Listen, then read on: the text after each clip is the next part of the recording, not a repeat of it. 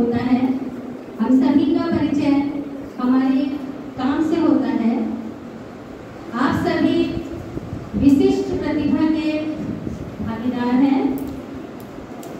मैं आपका मार्गदर्शन करूं इस योग्य मैं स्वयं को बिल्कुल नहीं मानती, क्योंकि मेरा काम सिर्फ आप सभी से सीखना है, चाहे वो छोटा भैया बहन हो, चाहे आचार्य हो, दीदी जी हो या सेवक सेविका हो। सभी व्यक्ति एक विशिष्ट प्रतिभा का गुणी अधिकारी होता है। तो मैं लगातार इन सबसे कुछ न कुछ प्रतिदिन सीखती हूँ।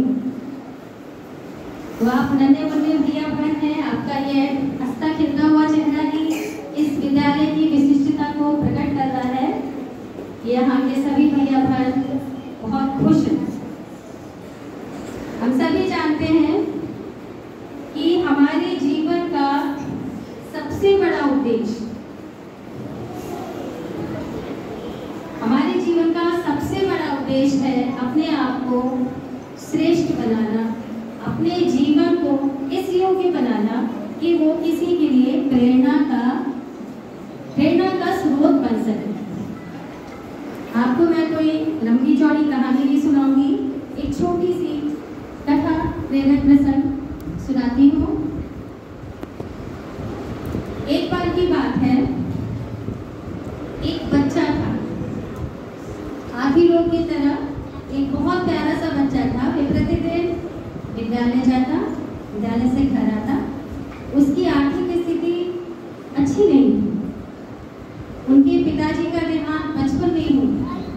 हम सभी जानते हैं कि पिता के बिना बच्चों का कैसा परिवेश हो जाता है, रहन सहन हो जाता है। तो ऐसे ही अभाव की स्थिति में बालक जी रहा था, परंतु उसकी माँ अपने आप में संपूर्ण थी। हम लोग कहते हैं कि बहुत कुछ जानकारी वाले लोग ही सर्वश्रेष्ठ होते हैं, जिन्हें किताबी ज्ञान हो, बहुत ज़्यादा डिग्रियां हो, वही लोग सर्वश्रेष्ठ हैं। उसके अलावा अपनी कोई पहचान नहीं हम बना सकते। तो मैं कहना चाहूँगी कि ये बात बिल्कुल गलत है।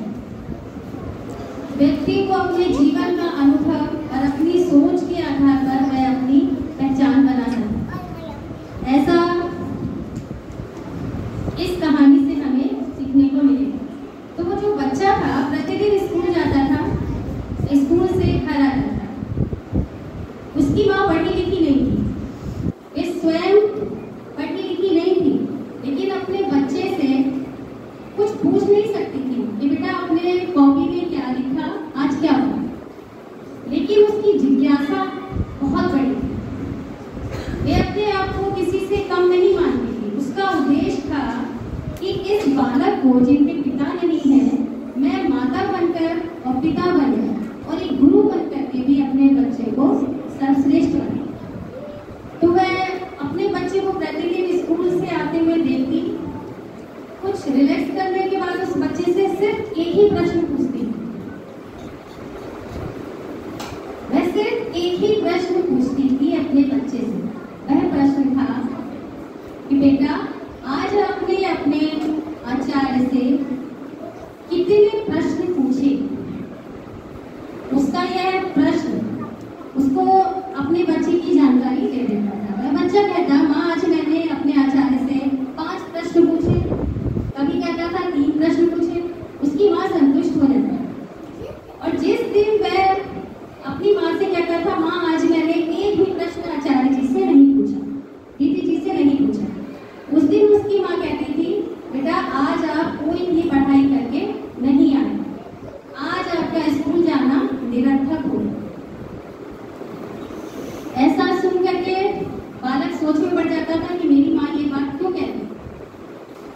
उसको ऐसा लगता है, माँ पढ़ी लिखी नहीं थी, लेकिन उनको ऐसा प्रतीत होता था उस समय भी कि यदि बच्चा अपने शिक्षकों से प्रश्न नहीं पूछेगा तो वो इसका मतलब है कि वो सोच नहीं रहा है।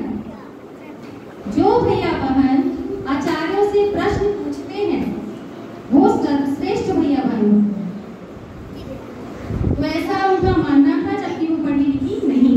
और हम सबको ये जानकर बहुत हैरत होगी कि वही सामान्य सा जिनके आर्थिक स्थिति ठीक नहीं थी, इनके पिताजी भी ठीक नहीं थे, पर माता की दृढ़ जिज्ञासा और बच्चे की लगन के कारण वह बच्चा हमारे देश का राष्ट्रपति बना, जो थे डॉक्टर अब्दुल कलाम, जो कि एक बहुत बड़े वैज्ञानिक भी थे।